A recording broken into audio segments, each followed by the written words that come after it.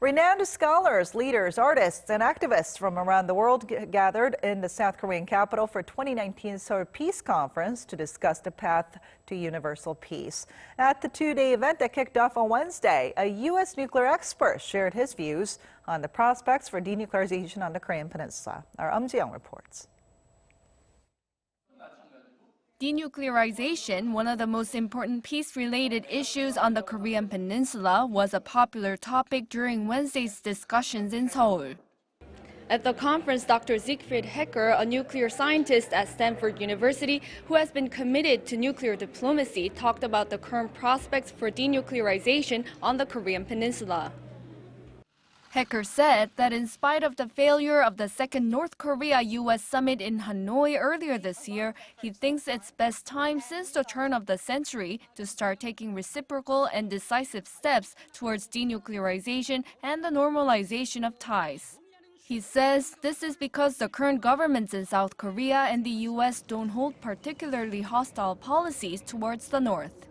However, he stressed that North Korea and the U.S. should engage in negotiations and must quickly reach an agreement. But as it stands, there is a problem. North Korea is not listening. President Moon has said he's ready to go. He's tried to take steps, but then it's just become impossible.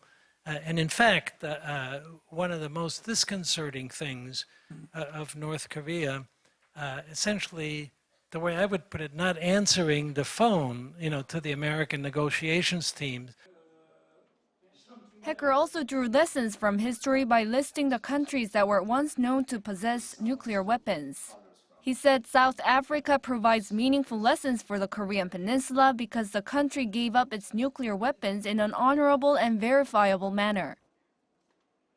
It takes for a country to decide, look, they are really more of a risk than they are a benefit to our country. South Africans made that decision that I show here. They say a nuclear deterrent had become not only superfluous, but in fact an obstacle to the development of South Africa's international relations.